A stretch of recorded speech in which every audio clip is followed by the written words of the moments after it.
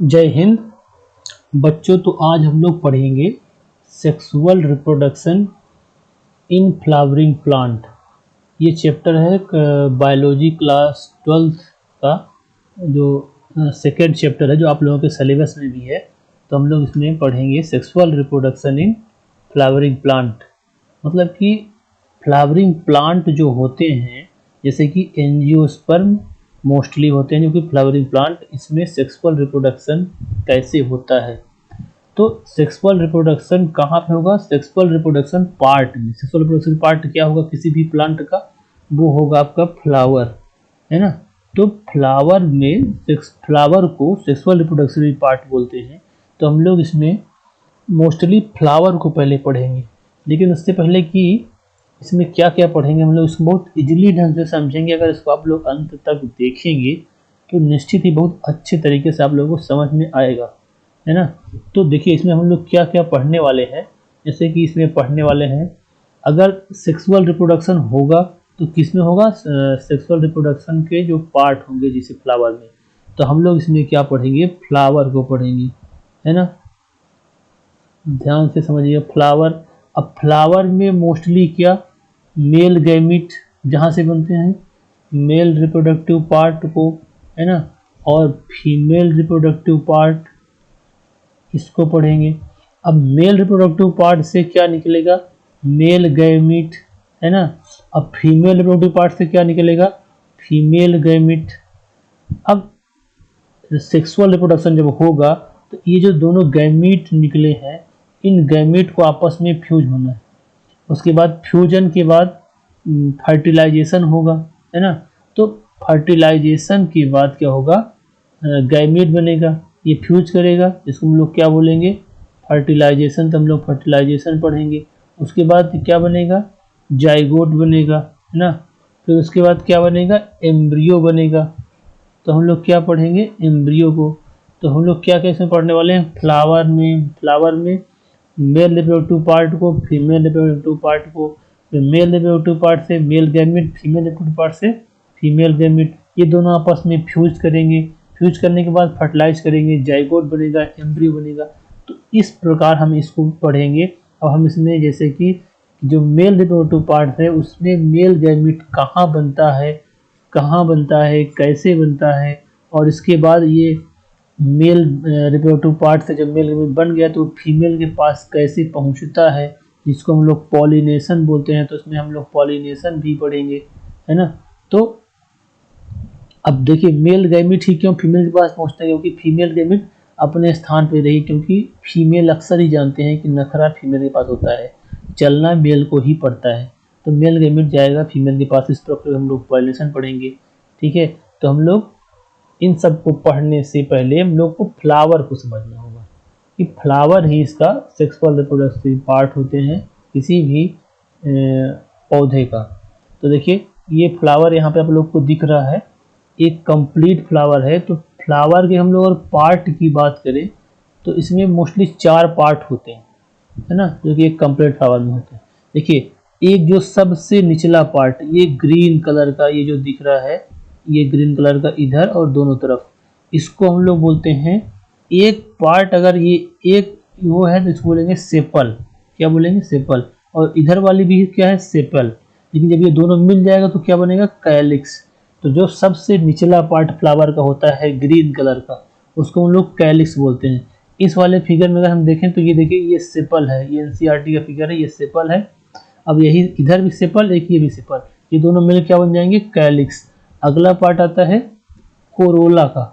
इसके बाद जो ये येलो कलर का हॉर्ल है, मतलब सेकेंड चक्कर कह लीजिए, येलो कलर का जो हॉर्ल्स है, इसको हम लोग बोलेंगे कोरोला। और ये कोरोला कब होगा? जब ये कई पेटल, ये जो येलो कलर, जैसे एक देखिए, एक यहाँ से स्टार्ट है यहाँ पे खत्म, एक ये हो गया, एक ये हो गया, एक ये पेटल और एक ये पेटल, ये सारी पेटल मिलके क्या बनेगी? कोरोला। उसके बाद अगला पार्ट होगा एंथर फिलामेंट, इसको हम लोग बोलेंगे स्टेमेन। स्टेमेन में क्या क्या होगा? एंथर होगा, फिलामेंट होगा। एंथर देखिए ये यहाँ पे एक डार्क येलो कलर और ये एक पाइप नुमा संरचना जाके, जो कि इसके थैलमस से या तो किसी पेटल से जुड़ी होती है। तो इसको हम लोग बोलते हैं स्टेमेन। अब ये कई स्टेमेन मिल जाएगा तो उसको क्या बोलेंगे, एंड्रोसियम।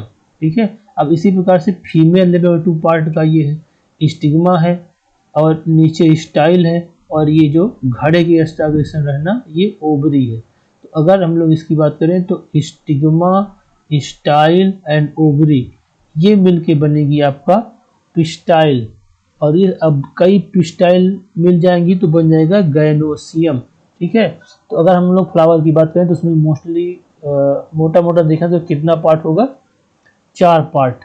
एक हो गया कैलेक्स, करोला, एंडोसियम, गैनोसियम, और इसमें एंडोसियम ये मेल रिप्रोडक्टिव पार्ट है, और जो ये गैनोसियम है ये फीमेल रिप्रोडक्टिव पार्ट है।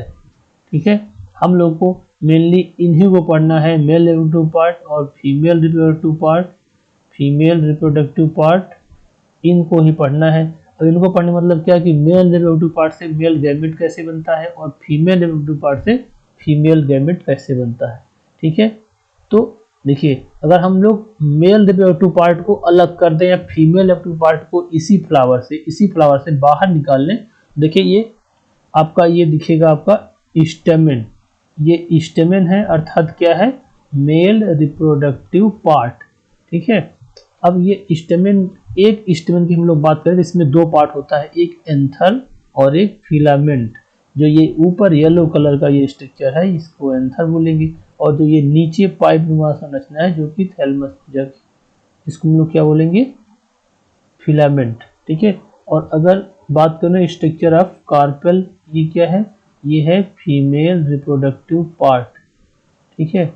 अब इसमें क्या क्या होता है, देखिए ये ग्रीन कलर का जो ऊपर सबसे है इसको बोलते हैं स्टिग्मा, और जो सबसे ये बीच में है पाइपनुमा स्ट्रक्चर इसको बोलते हैं स्टाइल, और जो ये घड़े के आकार का नीचे है इसको बोलते हैं ओब्यूल, और ओवरी वाल, ये दोनों मिलकर बनते हैं ये ओवरी है। ठीक है। तो ये मेल रिप्रोडक्टिव पार्ट हो गया, ये फीमेल रिप्रोडक्टिव पार्ट हो गया। अब हम लोग पहले शुरू करेंगे मेल रिप्रोडक्टिव पार्ट को, उसको अच्छे से पढ़ेंगे कि मेल रिप्रोडक्टिव पार्ट में मेल गैमीट अर्थात पोलन ग्रेन्स जो होते हैं वो अभी कैसे बनेंगे, फिर बनने के बाद उनका मैच्योरेशन कैसे होता है, और उसके बाद ये फीमेल के पास जाने के लिए कब मैच्योर होते हैं, ये सारी चीज़ों को हम लोग पढ़ेंगे। ठीक है। तो अब देखिए, हम लोग पिछली क्लास में पढ़े हैं, जो क्लास ना पढ़ोगे तो देख लेंगे, प्लेलिस्ट में दिया है, प्री फर्टिलाइजेशन क्या होता है और स्ट्रक्चर एंड इवेंट्स हम लोग इसके पढ़ेंगे। प्री अर्थात pre fertilisation, events and structure. Pre fertilisation मतलब ये कि एक होता है स्टेप प्री फर्टिलाइजेशन का, मान लीजिए पहला स्टेप, दूसरा होगा फर्टिलाइजेशन का, दूसरा होगा फर्टिलाइजेशन का, तीसरा होगा पोस्ट फर्टिलाइजेशन का, है ना। तो प्री फर्टिलाइजेशन मतलब होगा ये कि मेल एंड फीमेल गैमेट दोनों बनेंगे, मतलब दोनों तैयार होंगे इसके लिए, फर्टिलाइजेशन करने के लिए। अर्थात अगर देखा जाए तो लड़का एंड लड़की दोनों तैयार होंगे किसके लिए, शादी के लिए। ठीक है। तो ये जो प्रोसेस होगी उसको प्री फर्टिलाइजेशन बोलेंगे। तो हम लोग वो देखेंगे इसमें स्ट्रक्चर और इवेंट्स इसके क्या क्या हैं इसमें तत्व। ठीक है। तो अगर फ्लावर जो फ्लावर होते हैं वो जो बनते हैं, तो मान लीजिए फ्लावर एक प्रकार से ना स्टेम के मॉडिफिकेशन से बनते हैं। मान लीजिए किसी पेड़ की स्टेम है, डाली है, यहाँ पे मॉडिफिकेशन होके फ्लावर बन जाएगा। तो जब यहाँ मॉडिफाई होने लगता है तो यहाँ के कुछ स्ट्रक्चर में हार्मोनल चेंज आते हैं। अब इसी हार्मोनल चेंज से लगने लगता है कि यहाँ पे फ्लावर आने वाला है, जिसको हम लोग बोलते हैं फ्लोरल प्राइमोडियम। ठीक है। अब यही फ्लोरल प्राइमोडियम आगे चल के इन्फ्लोरेसेंस फिर फ्लावर बन जाते हैं। ठीक है। तो अब हम लोग पढ़ेंगे सबसे पहले पार्ट में क्या पढ़ेंगे, वो मेल रिप्रोडक्टिव पार्ट को अर्थात एंडोसियम को। तो ये जो पहला है एंडोसियम, अब यहाँ से एकदम अच्छे से ध्यान से समझिएगा कि मेल रिप्रोडक्टिव पार्ट को पढ़ेंगे, इसको बोलते हैं एंडोसियम। अब ये मेल रिप्रोडक्टिव पार्ट है ना। अब हम लोग को क्या करना है, इसमें खोज करना है किसका, पोलन ग्रेन्स का, अर्थात मेल गैमेट का। क्योंकि जब मेल गैमेट जान जाएंगे कहाँ से बना, कैसे बना, उसके बाद फीमेल गैमेट को जान देंगे, उसके बाद दोनों को फ्यूज कराएंगे। यही प्रोसेस हमको इसमें सब में पढ़ना है। तो हम लोग इसकी बात कर चुके हैं। ये जो स्ट्रक्चर यहाँ पे दिख रहा है ये एक मेल रिप्रोडक्टिव पार्ट का स्ट्रक्चर है, अर्थात ये क्या है, स्टेमेन है। तो इसको हम लोग क्या बोलते हैं, स्टेमेन। अब इसमें दो पार्ट होते हैं, एक होता है एंथर और एक होता है फिलामेंट। ठीक है, तो फिलामेंट जो ये देखिए सबसे जो निचला पार्ट है ये इस आकार के, उसको फिलामेंट कहते हैं, ये सिलेंडर स्टाक। और इसका प्रॉक्सिमल एंड देखिए, प्रॉक्सिमल एंड इसका अटैच होता है थैलमस से। थैलमस कहाँ होता है, ये नीचे इसी जहाँ फ्लावर से, मान लीजिए यहाँ पे फ्लावर से अटैच होगा, ये फ्लावर है तो यहाँ पे क्या होगा, थैलमस। ये होता है, अब ये इसका प्रॉक्सिमल एंड है, कौन सा, प्रॉक्सिमल एंड, और इसको बोलेंगे डिजिटल एंड। ठीक है, अब तो ये हो गया फिलामेंट, और ये है एंथर। अब एंथर को देखिए यहाँ पे कटिंग करके इसका सेक्शन दिखाया गया है एक, ये कुछ ऐसा होता है। अब इस एंथर में देखिए अगर कट किया जाए तो इसमें दो लूब होते हैं, देखिए एक ये लूब और एक ये लूब है ना। इसी लूब में, एक लूब में दो दो माइक्रोस्पोरेंजिया होते हैं, एक ये, इसमें एक ये। अब इसी में ये माइक्रोस्पोर अर्थात पोलन ग्रेन्स जो होते हैं वो बनते हैं। तो इसके प्रोसेस को हम लोग समझेंगे। तो जो अगर एंथर की बात करें तो एंथर क्या होता है, बाई लूब्ड। अभी हम बता दिए ये कितना, एक यू लूब्ड एक यू लूब्ड, बाई लूब्ड होती है। और ईच लूब्ड में थ्री थीका, दो थीका होते हैं, जिसे डाइथीकस बोलते हैं। यानी बाई लूब और डाई थीकस, यानी दो लूब होते हैं और एक लूब में दो थीकस, तो चार, कुल 4 हो गए थीकस। ठीक है, मतलब एक ये लूब हो गई और एक ये लूब और एक ये लूब, इसमें एक दो तीन चार हो जाए। ठीक है, अब इसी को हम लोग आगे डिटेल से पढ़ने वाले हैं। तो अगर हम इसकी ट्रांसफर सेक्शन काट दे, इसका एंथर का, ये बात समझ आ रही है सबको ना, कि एंथर जो आया है ये किसका है, ये मेल रिप्रोडक्टिव पार्ट है। अगर हम इस मेल रिप्रोडक्टिव पार्ट का ट्रांसफर सेक्शन अर्थात एंथर का काटें तो देखिए ये कुछ इस प्रकार से दिखेगा।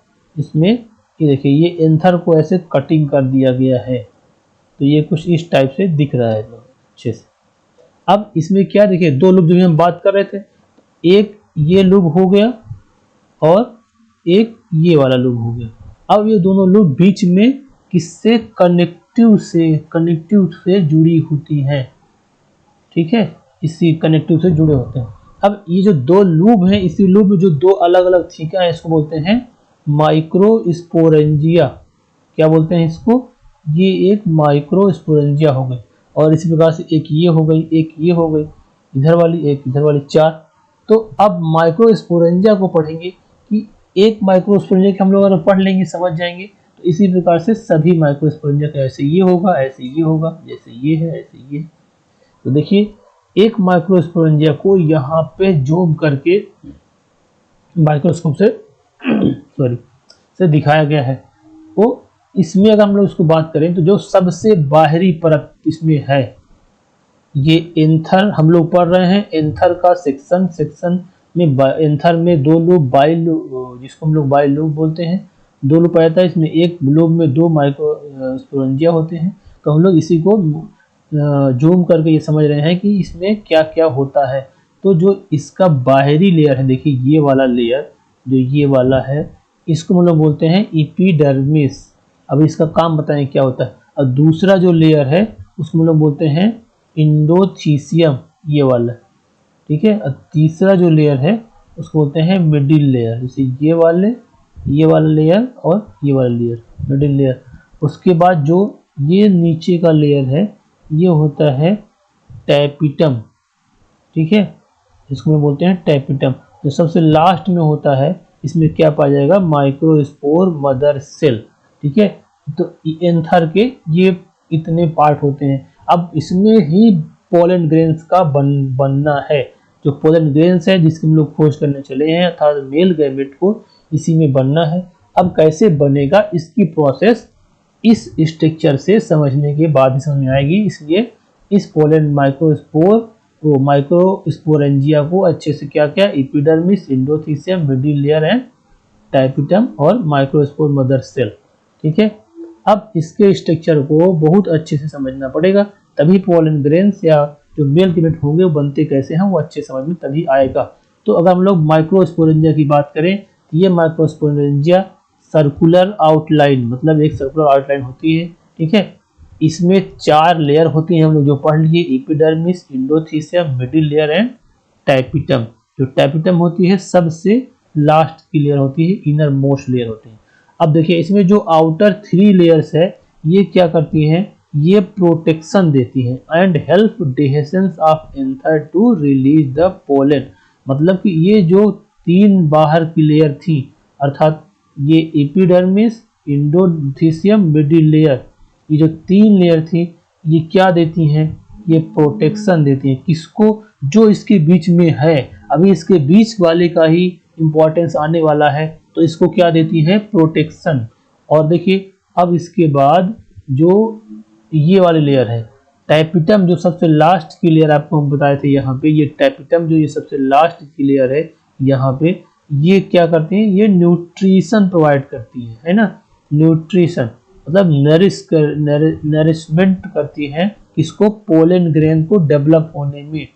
अब पोलन ग्रेन कहाँ से बनेगा, ये पोलन ग्रेन अभी बताते हैं कहाँ से बनेगा, ठीक है। ये पोलन ग्रेन्स इसी माइक्रोस्पोर मदर सेल से पोलन ग्रेन्स अभी जनरेट होगा। कैसे जनरेट होगा बस आगे आने वाला है, ठीक है। तो जो ऊपर की 3 लेयर थी, epidermis, endothecium, middle layer and tapetum, ये क्या कर रही थी, ये इसको प्रोटेक्शन दे रही थी। और जब पोलन ग्रेन्स यहाँ पे मेच्योर हो जाएगा, बन जाएगा, तो यहाँ से इसको बाहर निकलने में भी मदद करेंगी ये तीनों लेयर। और जो तीसरी लेयर, चौथी लेयर थी टैपिटम, क्या कर रही थी, उनको पोलन ग्रेन्स के नरिशमेंट अर्थात न्यूट्रिएंट्स प्रोवाइड कर रही थी, ठीक है। अब हम लोग बात करेंगे कि अगर एक यंग एंथर है, जब मतलब ये एंथर देखिए, अगर जब ये एंथर, ये जो एंथर कटिंग दिखा, जब ये मेच्योर होगा, तो मेच्योर होने के तो ईच माइक्रोस्पोरियम से स्पोरोजिनस टिश्यू, मतलब स्पोरोजिनस टिश्यू अर्थात जो ये यहाँ पे ये माइक्रोस्पोर मदर सेल थे, यहीं पे स्पोरोजिनस टिश्यू पाया जाएगा। यहाँ पे सबके हर जगह क्या होगा, स्पोरोजिनस टिश्यू, ठीक है। इसी से एट सेंटर पे होगा, इसी से ये कंपैक्टली अरेंज होके होमोलोगस डिप्लॉयड स्पोरोजिनस सेल बनाएगा, ठीक है। ये क्या बनाएगा, इसी स्पोरोजिनस टिश्यू से बनेगा स्पोरोजिनस सेल, क्योंकि जब टिश्यू मिलते हैं तो क्या बनते हैं, सेल बनते हैं। जब कई टिश्यू मिल जाएंगे तो क्या बनेंगे, सेल, ठीक है। तो इससे कई बनेंगे फिर। अब एक टर्म, अब इसी को हम लोग समझेंगे कि माइक्रोस्पोर मदर सेल से कैसे पोलन ग्रेन्स बनता है। तो देखिए यहाँ पे हम लोग देखे थे कि जो माइक्रोस्पोर मदर सेल है ये यहाँ पे बीच में है, ठीक है। अब इसी से हम लोग समझेंगे पोलन ग्रेन्स कैसे बना। तो माइक्रोस्पोर मदर सेल से पहले बनेगा माइक्रोस्पोर। क्या बनेगा, माइक्रोस्पोर की, या मान चलिए कि यहाँ पीएमसी है, पीएमसी। अब इसी पीएमसी से पहले क्या बनेगा, माइक्रोस्पोर, है ना। यहाँ पे देखिए अच्छे से, यहाँ पे पीएमसी अर्थात प्राइमरी, सॉरी ये है आपका पोलन मदर सेल। क्या है, पोलन मदर सेल से पहले क्या बनेगा, माइक्रोस्पोर। अब देखिएगा यही माइक्रोस्पोर आगे चल के पोलन ग्रेन्स बन जाएगा। लेकिन हम लोग इसको देखेंगे कि ये पोलन मदर सेल से माइक्रोस्पोर बनने की प्रोसेस को हम लोग क्या बोलते हैं, ये बोलते, देखिए माइक्रोस्पोरोजेनेसिस। क्या बोलते हैं, माइक्रोस्पोरोजेनेसिस, ठीक है। तो ये जो टर्म यहाँ पे दिया था, इसका मतलब ये है कि microsporogenesis formation of microspore from pollen mother cell और microspore mother cell together through meiosis. देखिए ये भी ध्यान देने की बात है कि जब पोलन मदर सेल से माइक्रोस्पोर बनता है तो किस डिवीजन के थ्रू, मियोसिस के थ्रू। इसको हम लोग कहते हैं माइक्रोस्पोरोजेनेसिस, ठीक है। अब ये देखिए यही एंथर जब मैच्योर होगा, और जब एंथर मैच्योर होगा तो डिहाइड्रेट हो जाएगा और माइक्रोस्पोर डिसोसिएट होंगे फ्रॉम ईच अदर से, और क्या बना लेंगे, पोलन ग्रेन्स। हम लोग इसी को ढूंढ रहे थे। ठीक है, अब ईच माइक्रोस्पोरेंजियम कंटेन्स थाउजेंड्स, मतलब ईच एक माइक्रोस्पोरेंजियम से कम हजारों पोलन ग्रेन्स बनते हैं और रिलीज होते हैं एंथर से। ठीक है, तो पोलन ग्रेन्स बनने की प्रोसेस के बाद हम लोग समझ में क्या आया कि देखिए ये यहाँ पे पोलन मदर सेल से, ये जो हम यहाँ पे लिखे हैं पोलन मदर सेल से माइक्रोस्पोर बना। अब ये माइक्रोस्पोर आगे चल के पोलन ग्रेन बने कैसे, जब देखिएगा इस वाले फिगर से अच्छे समझ में आएगा कि यहाँ पे देखिए ये एक एंथर का एक टीएस काट के दिखाया गया है। अब इसमें देखिए इसमें ये जो भरे पड़े हैं ये सारे पोलन ग्रेन्स हैं, जितने ये सब भरे, सॉरी हाँ ये पोलन ग्रेन्स भी हैं माइक्रोस्पोर। और अब ये पोलन ग्रेन्स जो है ये कैसे बने हैं, माइक्रोस्पोर से। तो देखिए जब पोलन ग्रेन्स, यहाँ पे हम लोग क्या पढ़े थे कि पोलन मदर सेल से पहले क्या बना था, माइक्रोस्पोर। क्या बना था, माइक्रोस्पोर। अब यही माइक्रोस्पोर मैच्योर होगा। कैसे मैच्योर होगा, पहले देखिए यहाँ पे देखिए इसके यहाँ पे कनेक्टिव है और यहीं पे क्या होंगे, पोलन मदर सेल होंगे, जो कि एक कंपैक्ट सेल जब बन जाएंगी, कंपैक्ट सेल होके तो इसी से रिलीज होगा माइक्रोस्पोर। अब ये माइक्रोस्पोर तब तक रहेंगे जब तक ये आपस में जुड़े रहेंगे। देखिए ये सब आपस में जुड़े, तो जब ये मैच्योर होगा तो यही माइक्रोस्पोर एक दूसरे से डिटैच हो जाएंगे। जैसे ये अलग हो गया, ये अलग हो गया और डिहाइड्रेट हो जाएंगे। डिहाइड्रेट मतलब इससे वाटर बाहर निकल जाएगा। जैसे ये अलग हुआ तब बन जाएंगे पोलन ग्रेन्स। अब यही देखिए पोलन ग्रेन्स, देखिए जैसे ये अलग हुआ तो अब ये अलग हो गया तो ये सारा क्या बन जाएगा, पोलन ग्रेन्स। अब ये पोलन ग्रेन्स जो बनेगा ये पहले एक टेट्राड फॉर्म में बनेगा। ये देखिए तो ये टेट्राड इसमें बन रहा है, टेट्राड मतलब 4। तो ये जो 4 का स्ट्रक्चर बन रहा है न्यूक्लियस का, इसको लोग बोलते हैं टेट्राड। अब पहले टेट्राड फॉर्म में बनेगा। ठीक है, अब इसी टेट्राड से पोलन ग्रेन्स बनते जाएंगे। तो देखिए पोलन ग्रेन्स यहाँ से बना, पोलन मदर सेल, माइक्रोस्पोर, फिर पोलन ग्रेन्स। अब ये पोलन ग्रेन्स को आगे चल के मेच्योर होना है। मेच्योर कैसे होगा, देखिए ये पोलन ग्रेन्स पहले ऐसे रहेगा, इसके बाद इसमें दो भाग होंगे, वैक्यूल्स और न्यूक्लियस बनेंगे।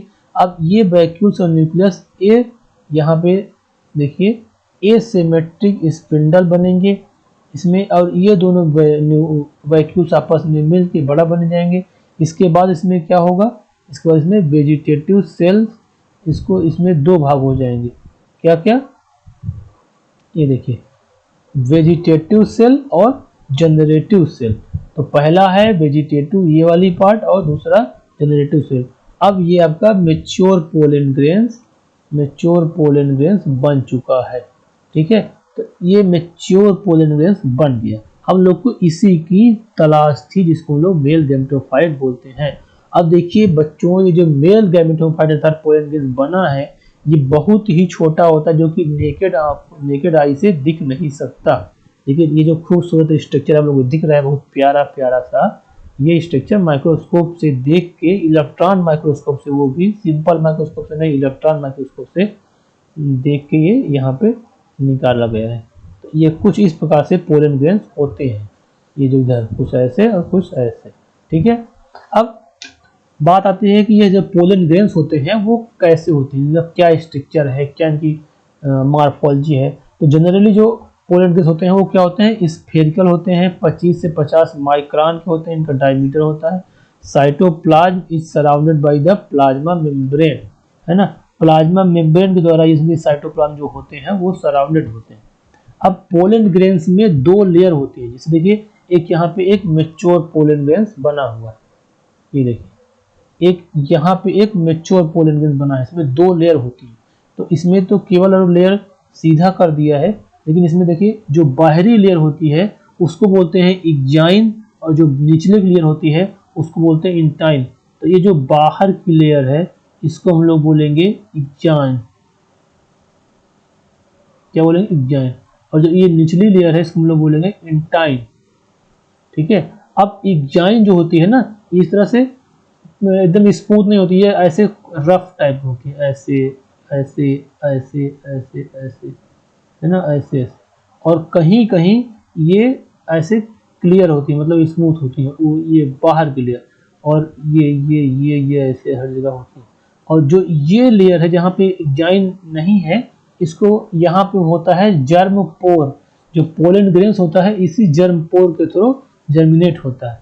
ठीक है, अब इसमें पाया जाता है जो बाहरी लेयर है जाइन, इसमें पाया जाता है क्या, स्पोरोपोलैनिन। स्पोरोपोलैनिन पाया जाता है। और स्पोरोपोलैनिन जो होता है बहुत रेसिस्टेंट होता है। अब आज तक दुनिया का सबसे रेसिस्टेंट अगर कोई एंजाइम है तो ये है स्पोरोपोलैनिन। ये कोई केमिकल है, तो इसको किसी प्रकार के एसिड से, किसी प्रकार से एल्कलाइन एंजाइम से कोई भी इसको डिग्रेडेट नहीं कर सकता। सोचिए पोलन गैस इतना सुरक्षित बंद रहता है इसमें। और जो इसकी निचली लेयर होती है वो उसको हम लोग बोलते हैं इंटाइन। ठीक है, इसको क्या बोलते हैं, इंटाइन। अब ये इनर वॉल होती है, ये थिन होती है, कॉन्टिन्यूअस लेयर होती है, और ये सेलुलोज और पेक्टिन की बनी होती है। जो ये इनर लेयर है वो सेलुलोज और पेक्टिन की बनी होती है। अब मेच्योर पोलन ग्रेन्स जो होता है, हम लोग वहां भी डिस्कस कर चुके हैं ऊपर, फिर से अब जब मेच्योर पोलन ग्रेन्स हो जाएगा इसके दो पार्ट हो जाएंगे। देखिए, एक वेजिटेटिव सेल, ये दिख रहा है मेच्योर पोलन ग्रेन्स का, और एक ये जनरेटिव सेल। ठीक है, जो वेजिटेटिव सेल होती हैं वो बड़ी होती हैं, है ना, और food reservoir and large irregularly shaped nucleus होते हैं। अब देखिए, मेन काम तो जो पोलन ग्रेन होता है ये जनरेटिव सेल करता है, लेकिन इसको खाने पीने के लिए भाई कुछ चाहिए है ना, ये कब तक जिंदा रहेगा बिना खाए पिए। तो इसमें वेजिटेटिव सेल जो होती हैं इसमें फूड रिजर्वायर होते हैं, बहुत सारे सब इसको, इस जनरेटिव सेल को न्यूट्रिएंट्स देते रहती हैं। ठीक है, तो ये हो गया दो पार्ट, वेजिटेटिव और जनरेटिव सेल। अब देखिए, इसमें एक पार्ट वेजिटेटिव है, एक पार्ट जनरेटिव है, एक सेल ये है, एक सेल ये है। तो 60%, एक बात यह है कि 60% एंजियोस्पर्म में 60% एंजियोस्पर्म जो होते हैं उसके पोलन ग्रेन्स 2 सेल्ड स्टेज के होते हैं। जैसे ये देखिए, पोलन ग्रेन्स अगर 2 सेल, एक ये वाला सेल और एक ये वाला सेल, अर्थात 2 सेल हो गया। अब पोलन ग्रेन्स किसको बोलेंगे, जैसे जब एंथर से पोलन ग्रेन्स रिलीज हो गया, मतलब दूसरे पे जाने के लिए रिलीज हो चुका है, तो उसे बोलेंगे पोलन ग्रेन्स अब ये दूसरे जाने के लिए मैच्योर हो गया। तो 60% एंजियोस्पर्म में पाया जाता है कि 2 सेल स्टेज होता है, लेकिन 40% एंजियोस्पर्म ऐसे हैं जिसमें 3 सेल्ड स्टेज के होते हैं। कितने, 3 सेल्ड स्टेज। अब 3 सेल्ड स्टेज कहाँ होते हैं, यही जो पोलन ग्रेन जर्मिनेटिव सेल का ये जो न्यूक्लियस है यही 2 भाग में डिवाइड हो जाता है ना, एक इधर एक इधर। अब ये 2 मेल गैमेट में डिवाइड हो जाएगा, किसके थ्रू, कौन सा, सेल डिवाइड माइटोटिकली डिवीजन से ये 2 भाग में डिवाइड हो जाएगा। तो 40% में 3 सेल्ड स्टेज का पोलन ग्रेन्स होता है, मतलब पोलिनेशन से पहले इतने मैच्योर हो जाता है। तो हम लोग को यही पढ़ना था पोलन ग्रेन्स। अब ये हम लोग के पास मेल गैमेट अर्थात पोलन ग्रेन्स हमारे पास अब आ चुका है। ठीक है, अब इसके बाद हम लोग इसको आगे की प्रोसेस करेंगे। आगे प्रोसेस मतलब कैसे कि इसको दूसरे पोलन मतलब इस पोलन ग्रेन्स को फीमेल के स्टिग्मा पे जाना होगा। ठीक है, तो उसको जाने से पहले हम लोग थोड़ा सा पोलन ग्रेन्स के बारे में कुछ और पढ़ लेते हैं। अब देखिए, पोलन ग्रेन्स कुछ क्या होते हैं कि इनमें होती है वायबिलिटी। क्या होता है, वायाबिलिटी। वायाबिलिटी का मतलब क्या होता है कि ये जो पोलन ग्रेन्स है ये कब तक जिंदा रहेगा, मतलब अपने एंथर से रिलीज होने के बाद कब तक जिंदा रहेगा। अगर उतने टाइम में पोलन ग्रेन्स स्टिग्मा में पहुंच गया तो तब तो इसका फर्टिलाइजेशन होगा, अगर नहीं पहुंचा तो उसके बाद तो फर्टिलाइजेशन नहीं होगा, अर्थात उसकी जो वायबिलिटी है वो लॉस हो चुकी है। तो अब इसी वायबिलिटी का सभी पोलन ग्रेन्स में अलग अलग, मतलब जो स्पीसीज बाय स्पीसीज वेरी करती है, इन पोलन ग्रेन्स का वेरिएबल होता है। अब ये डिपेंड करता है उसके टेम्परेचर पे और ह्यूमिडिटी पे कि वो कितने देर तक वो पोलन ग्रेन जो एंथर से रिलीज हुआ है वो जिंदा रहेगा। तो यहाँ पे कुछ उदाहरण दिया है कि जैसे कि viability of pollen grains of some cereal जो होते हैं, जैसे राइस हो गया, व्हीट हो गया, etc, इनका केवल 30 मिनट होता है।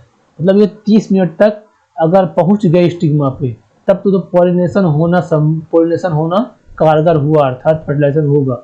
अगर 30 मिनट के बाद पहुंचे तो उसको वायबिलिटी लॉस हो जाएगी, और वहां पहुंच भी जाएगी तो उसका कोई मतलब नहीं रहेगा। तो कुछ होते हैं उनकी वायबिलिटी महीनों तक होती है, जैसे लेग्यूमिनेसी फैमिली का और रोजेसी एंड सोलेनेसी, इनके जो पोलन ग्रेन्स होते हैं इनके कुछ महीनों तक चलते हैं। ठीक है, अब है पोलन ग्रेन्स के कुछ इकोनॉमिक इम्पोर्टेंस पोलन ग्रेन्स की। देखिए जो पोलन ग्रेन्स होता है ना, बहुत रिच न्यूट्रिएंट्स होते हैं इसमें।